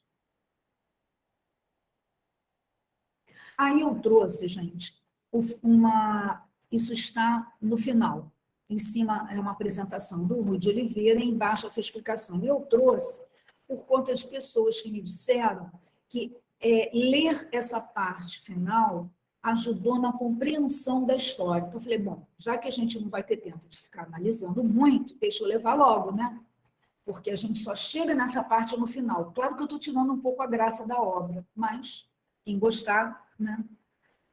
Uma história de amor sem palavras, de Rui de Oliveira, narra com elementos de fantasia e magia o tema clássico do amor cortês, sentimento que data da Idade Média e se caracteriza pela fiel devoção do homem à mulher amada. O protagonista da história sai à procura dos 3 signos ou palavras mágicas, estrela, lua e sol, que o levariam até sua amada. As 3 palavras juntas formam a mais famosa das declarações de amor. Eu te amo. Ao longo de sua jornada, criaturas fantásticas e sábias o ajudam a encontrar, a realizar o amor. As ilustrações foram feitas à mão pelo artista, com lápis crayon e tinta acrílica aquarelada em papel verde. Vocês vão reparar que há toda uma jornada do herói. A saída de casa em busca da amada, né? O desejo, a aspiração dele de encontro com essa figura amada, a viagem por diferentes espaços, os obstáculos, a mediação mágica. Em vários momentos aparecem elementos auxiliando, né, esse pequeno rei a obter esses 3 elementos, esses 3 signos, né, mágicos, a estrela, a luz, o sol, que seria uma espécie de prova. Né? Ele, para merecer a dama, né, a mão daquela dama, ele precisa mostrar a sua competência. E o que ele vai dar a ela? Qual é a sua prova? A prova dele é encontrar esses 3 elementos. Então, reparem que é tudo muito simbólico, é tudo muito mágico. Né? Aqui, essa folha aparece em várias imagens, né, como se ele pedisse ajuda. Na cena seguinte, ela o carrega. Então, ele sempre encontra ajuda da natureza. Nos contos de fadas, isso é recorrente. O herói é auxiliado por formigas, por peixe, formigas, peixe, geralmente é um elemento da terra, da água, do ar, por águia. Né? Então, essa interação da natureza, essa natureza que auxilia o herói, mas auxilia de graça, não. Geralmente, o herói livrou a formiga de um mal, ele primeiro auxilia de tal sorte que ele se torna merecedor da ajuda, né, em torno, de retorno, na verdade. Então, aqui reparem essa natureza animada, com vida. Outra, aqui é a cena em que ele pede a estrela, tá vendo? O balão fala, ele está olhando para cima, né? A presença do fantástico, do maravilhoso. Isso aqui é a imagem do maravilhoso em imagens, né? Seres diferentes. Agora, reparem que não há a ideia de ameaça. A gente não vê esse pequeno rei se sentindo coagido ou ameaçado. Ele se dirige a esses seres pedindo ajuda, né? Perguntando pela estrela. Aqui, novamente, um encontro, né? E, por fim, ele recebe a estrela. Então, reparem que a natureza funciona, olha as mãos dele na imagem do lado esquerdo, né? São as mãos que levantam. Ele olha para cima, então ele não é uma figura acuada, amedrontada, diante do maravilhoso. É uma figura que interage com esse maravilhoso, que tem muito a ver com a Idade Média e com a demanda do Santo Graal, em que aparecem seres e espaços sobrenaturais, né? Então, ele aqui consegue a estrela, né? Reparem, uma figura que parece, né, assim, um corpo um pouco feminino, delicado, não há muito sorriso, mas há um olhar de cumplicidade. Reparem que ele olha, né, para ela, né? Se a gente pensar que a mediação aqui é de uma figura que lembra a fada, né, com asas. Para mim, lembra uma fada. Aqui a viagem, né, ele já foi transportado pela folha, ele caminhou por terra, agora ele vai enfrentar outro elemento, né, o mar, e novamente figuras aqui ao redor. Não tem palavras, então a gente vai interpretar como quiser, né? Mas ele olha para as figuras. Aqui ele chega num outro espaço, reparem a figura, né? Ele vai pedir a lua. Quando a gente trabalha com os monstros ao longo da Idade Média, é bastante comum essa descrição de seres, né, disformes, diferentes, em outros continentes. Reparem, ele atravessou de mar num barco, ele chegou a um outro espaço, né? Na imagem do lado, ele vai no cabelo desse gigante, que só tem, né, o braço, o tronco e a cabeça. Então, não é um ser assustador, não é um ser que vai devorá-lo. O barco, ele deixa o barco, né, aqui de lado, e ele vai em busca da lua, e esse, teoricamente, monstro gigante vai ser um mediador, que vai levá-lo a um lugar e o deixa. A gente vê numa imagem que não estava disponível, né, mas tem no livro, o gigante segue e o deixa. Então, o gigante serviu de transporte para levá-lo a algum lugar onde um outro ser, uma outra personagem, lhe dá a lua. Estão vendo? Essa é a imagem aqui. E a gente tem sempre essa folhinha, né? Sempre não, quase sempre essa folhinha que vai atravessando as imagens. Então, aqui ele já conseguiu o segundo elemento. Aqui ele vai pedir o sol, essa imagem é a da capa, né? Uma imagem talvez aérea, né? Reparem, alongada, a ideia do sobrenatural, do mundo maravilhoso, do enfrentamento de travessias, né? Mais do que obstáculos. Eu acho que esse rei é mais ajudado do que, né, enfrentando obstáculos. Mas qual seria a prova, né? A própria obtenção dos 3 elementos, dos 3 signos, né? Na verdade, é o signo que ele vai conseguir conquistar. E aqui ele consegue finalmente o sol, né? Sempre figuras da natureza, figuras ligadas a esse sobrenatural. Bom, chegamos a uma imagem toda azulada, aqui dentro de uma espécie de um tronco, né, de uma árvore com formato de mulher, portanto, lembra os carvalhos dos duendes, os carvalhos celtas, que representam, né, a divindade, a figura feminina escondida. né, dentro de uma cabeça.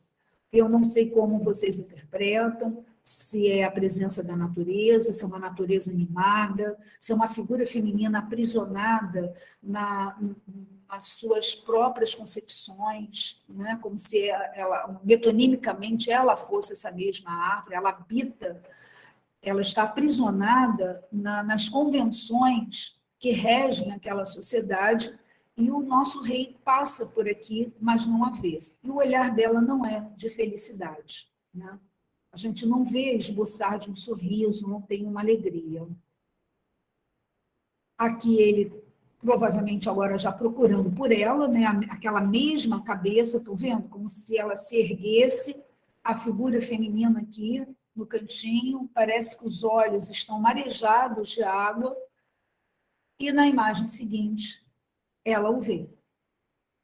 E ele olha, ai, desculpe, ele olha para a lua. Aqui ela surge, né? Ele está descoroado, assim como se estivesse cansado, sentado, ele que o tempo inteiro passa, né, atravessando, viajando, enfrentando, né, locais diversos. Aqui ele me passa uma imagem de cansaço, de desânimo, depois de toda essa jornada, e ela surge. Aí a gente vai para o final. Essa é a última, né, a última página com ilustração, e ao lado nós temos essa com o autor e com o livro.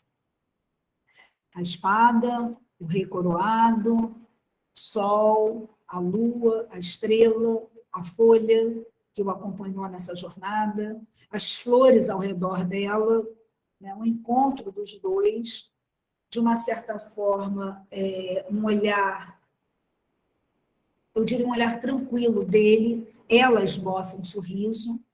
Então, nós temos aqui a vassalagem amorosa, esse amor que atravessa e enfrenta as dificuldades pela amada, mas que tem um final feliz. Aí eu trouxe, gente, de novo, 2 citações do Rui de Oliveira. Comecei a fazer as 2 citações que se relacionam a essa história. Foi entrevistas que a Gisele Cabral fez com ele sobre os livros, né, que ela trabalhou dele. Comecei a fazer essa experiência de contar uma história por meio de signos. O pictograma não é uma linguagem fechada, porque quando você completa a palavra, nem todos os aspectos expressivos da palavra estão contidos ali. Por exemplo, o barco no mar. Você não sabe que maré era, qual era a nau, que cor é o céu, etc. Esse discurso pode ser feito também por signos. Quando os signos são muito abertos, escolhi 3 signos com simbolismo próprio: a estrela, a lua e o sol, uma espécie de trindade. Os aspectos do sol são diferentes dos significados da lua, bem como da estrela. 3 signos muito importantes que ajudam a contar uma história, porque eles próprios têm seus significados. Algo imaginoso não tem que procurar na imaginação. Se quiser algo realmente espantoso, veja as plantas. Esses personagens estranhos foram baseados em peixes, águas vivas. Abrir um leque e ficar olhando a estrutura, surgem personagens dali. O imaginário passa pelo real. Ter contato físico com um legume e observar os seus elementos para usar a sua imaginação. Para ser fantástico, precisa ser real primeiro. Quando a fantasia tem uma base no real, você tem uma certeza muito grande de estar atingindo o imaginário da criança. Então, reparem a preocupação do Oliveira, né, do Rui de Oliveira, de chegar à criança, porque é um livro de imagens, é um livro que uma criança pode ler, né? Aí eu trouxe uma citação que a Gisele usou com relação a esse livro, é um texto em que eu analisei as figuras femininas. Nos contos da tradição, algumas narrativas que retomam a necessidade de a protagonista atravessar diferentes espaços, ou se conectar a diversos seres, elementos, geralmente ligados às forças da natureza. A preocupação pode residir em salvar um esposo enfeitiçado, ou irmãos amaldiçoados pelos pais ou pela madrasta, ou aqui, né, na busca dessa princesa encantada, vamos dizer. Nesse tipo de conto, cabe à figura feminina agenciar a redenção dos encantados, cumprindo uma trajetória praticamente iniciática, como o nosso rei cumpre, por significar a penetração tanto de espaços perigosos, desconhecidos, quanto simbolicamente ligados a forças primitivas da natureza, assinalando a ultrapassagem de obstáculos e a realização de provas que podem conduzir ao mito do herói. E aí a gente termina esse. Gente, eu tenho 10 minutos. Professora, Oi, a senhora gostaria de que eu compartilhasse o slide da Marina Colasanti? pode ser. Eu, particularmente, até prefiro, porque aí eu consigo olhar o pessoal. Gente, assim, é um percurso, né? E eu escolhi um percurso muito longo. Para amanhã vai ficar Eros, o mito de Eros e Psique, o que eu penso sobre o amor, né? O amor, né? Qual seria alguma proposta, se é que há, e a Karen trazendo, né, a visão de uma obra dela, né, da Fedegunda, que vai ser bem legal também. Falar de amor é preciso. Entre a espada e a rosa, Marina Colasanti. Vamos lá. Aqui a capa do livro, é o nome do livro e é o nome do conto. Pode passar. A imagem já é bonita, né, gente? Porque a gente já tem essa ideia do medieval. Aqui uma apresentação de Marina Colasanti, de onde ela vem, né, da Eritreia. Pode passar, Marcelo. A metáfora contida no título. Gente, eu disponibilizei, eu tenho um texto em que eu não analiso só esse conto, analiso o amor e esse conto sob essa perspectiva e junto com uma interpretação de base de Jung, né, da psicologia analítica, Carl Gustav Jung. Mas eu quero destacar alguns trechos, algumas questões. A primeira é a metáfora contida no título. Então, quando eu penso entre a espada e a rosa, eu penso nessa imagem, a figura feminina, de um lado a espada, de outro lado a rosa. A espada, lembrando o medievo, o cavaleiro medieval e tudo que está associado à espada, luta, combate, guerra, né, ação, e a rosa, natureza, feminilidade, delicadeza. Né? E aí eu trouxe, de um lado, essa roupa, de outro, essa daqui, né? Nada é à toa. Pode passar, Marcelo. Qual é a hora de casar, se não aquela em que o coração diz, quero?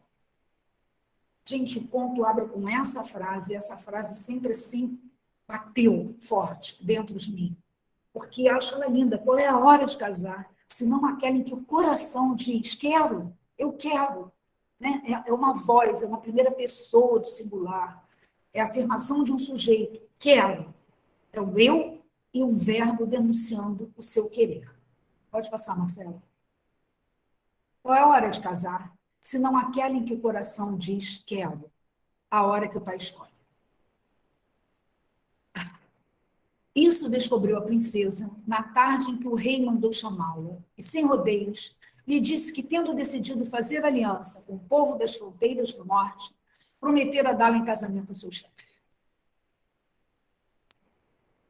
Aquela frase assim, né, quase que valia a pena fazer o que eu fiz, botar em outro slide, porque, né, ela impacta e o que vem depois impacta mais ainda.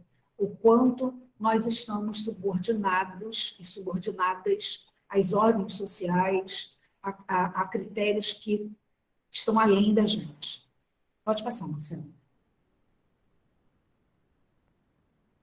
De volta ao quarto, a princesa chorou mais lágrimas do que acreditava ter para chorar. Embolada na cama, aos soluços, implorou ao seu corpo, à sua mente, que lhe fizesse achar uma solução para escapar da decisão do pai. Afinal, esgotada, adormeceu.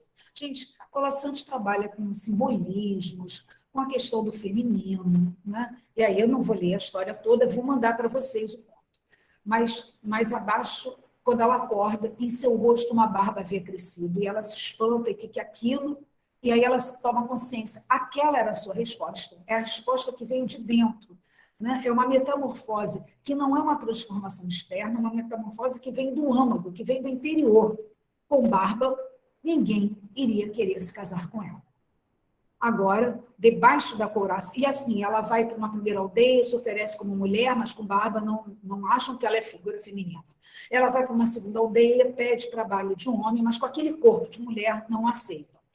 Na terceira, então reparem que ela está entre o feminino e o masculino. É o lugar é o entre-lugar em que ela se encontra, e ela perde a sua identidade de mulher e também não consegue se apresentar como homem porque tem barba. Então ela se esconde.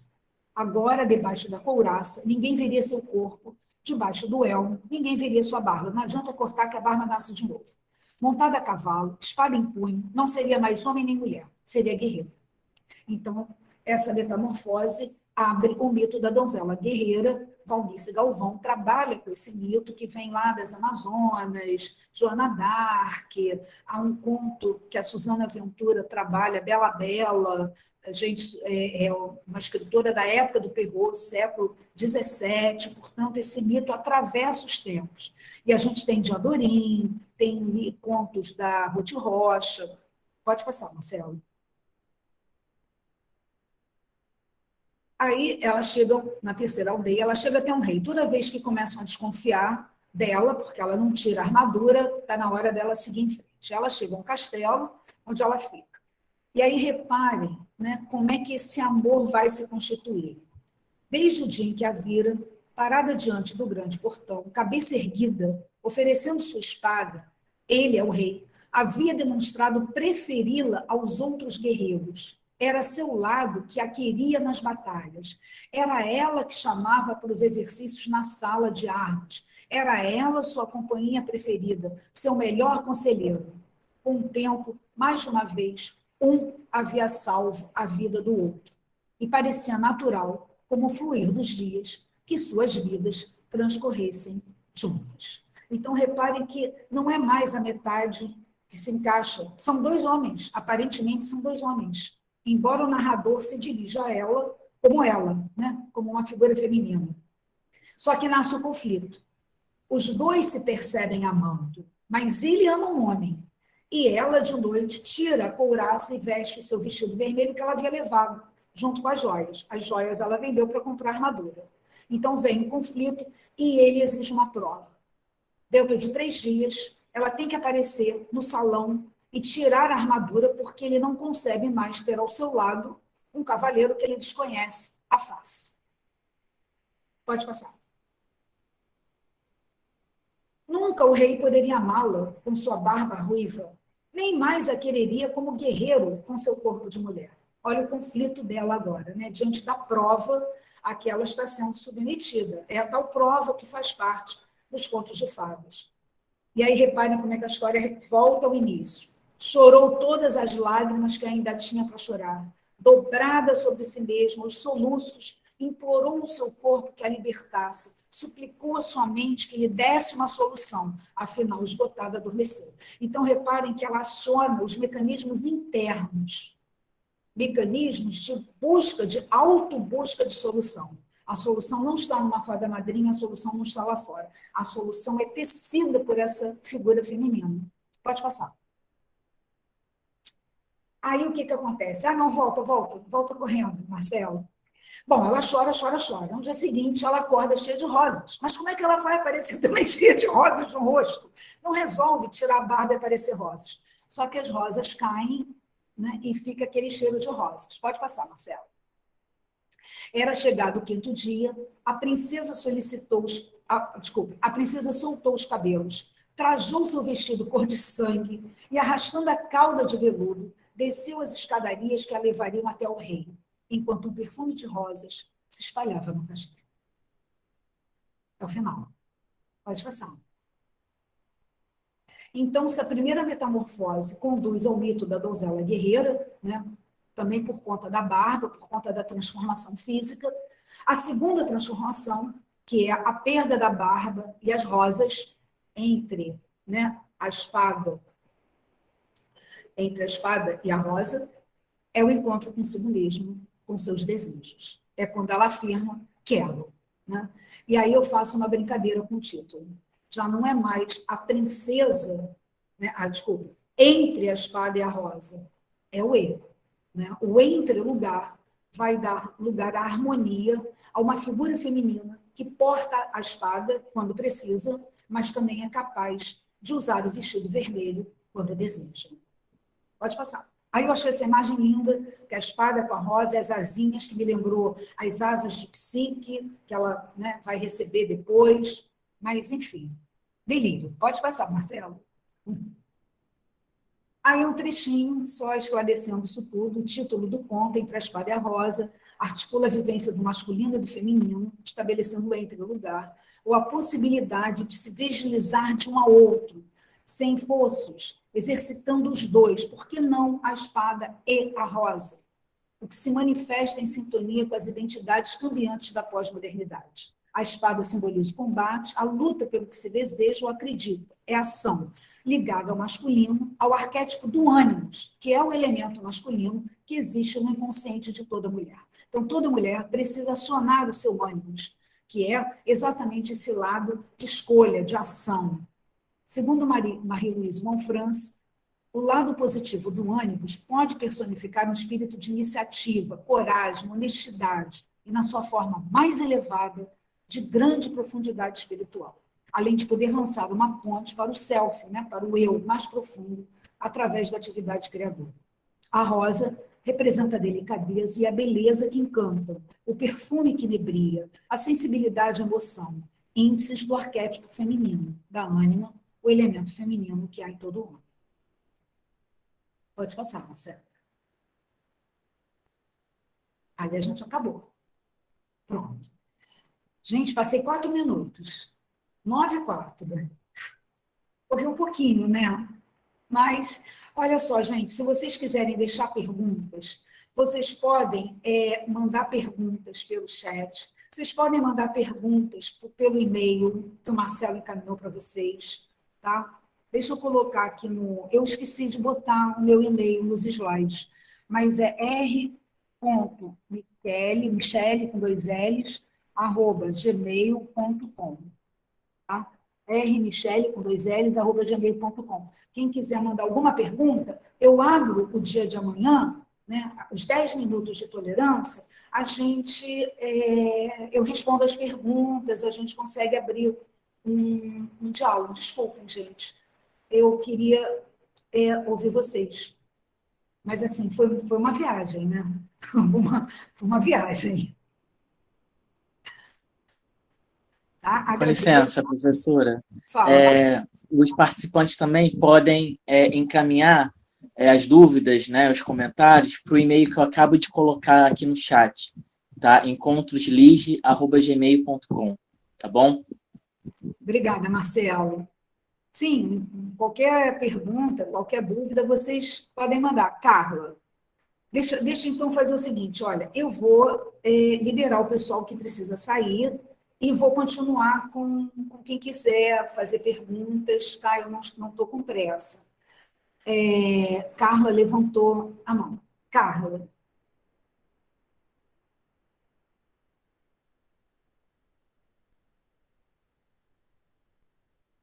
Carla?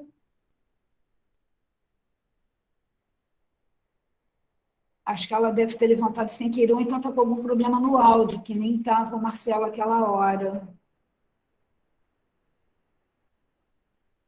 Oi? Carmen, se você puder, você pode escrever também aqui no chat. Eu posso ler a sua pergunta. Não sei se alguém... Gente, eu não consigo falar, ler os slides e ler o chat. Só consigo, né? Agora é que eu consigo ver o que vocês colocaram. Obrigada, gente, pela presença, obrigada também pelos comentários. A Carla disse que se embananou aqui, pediu desculpas. Não, sempre, às vezes a gente sem querer esbarra, né? Quer tirar o vídeo ou Isso já aconteceu comigo também, de acionar a mãozinha sem querer perguntar nada. Então, a gente pode encerrar? Professora, só queria avisar aos que estão saindo, né, que amanhã teremos mais um dia de encontro, tá? E aqueles colegas que ainda não puderam se inscrever, as inscrições ainda estão abertas, tá? Para que pelo menos possa comparecer e prestigiar o segundo dia, tá bom? Gente, sem a inscrição, nós não podemos enviar o certificado, tá? Porque na inscrição é que fica registrado o e-mail de vocês. Bruna, eu enviei os e-mails às 6 horas. Então, quem porventura fez a inscrição depois das 6, infelizmente não deve ter recebido, tá? É, é porque a gente também não, né? Gente, deixa eu até explicar. Na verdade, nós, durante o Congresso, tivemos uma invasão por conta de divulgarem o link, né? Claro que a pessoa não fez de má fé, convidou amigos e caiu nas redes e a gente teve uma invasão. Então, nós combinamos de enviar o link com 1 hora de antecedência, pedindo que não divulguem, tá? Não coloquem nas redes sociais, não coloquem no Facebook, para que a gente tenha a tranquilidade que teve hoje. E assim, a gente vai manter o mesmo link, espera não ter nenhum problema. E durante o Congresso, a gente teve que abrir uma sala, assim, urgentemente, foi complicado. Tá bom? Então, amanhã a gente permanece com o mesmo link e a gente espera que dê tudo certo. Gente, olha, muito obrigada, de verdade, tá, pela presença de vocês, pela paciência de ouvirem, de acompanharem. Muito obrigada mesmo. Tá? E até amanhã. Amanhã tem mais. Professora, colocaram uma pergunta aqui no chat a respeito, né, das indicações dos livros, né? A Kessia diz, né, Kessia, perdão pela pronúncia. Se fosse possível, eu gostaria de uma lista com todos os nomes dos livros. Achei bastante interessante tudo.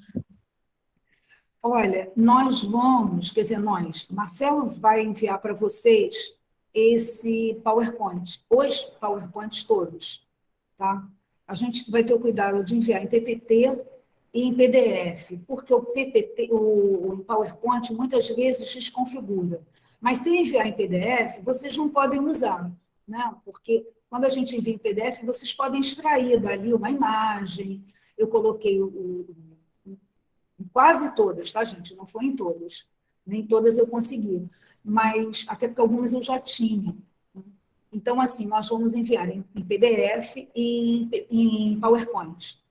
Ali, nas referências, vocês encontram a listagem dos livros que a gente mostrou, da fundamentação teórica, e qualquer coisa vocês entram em contato, tá? Mas o PowerPoint será enviado.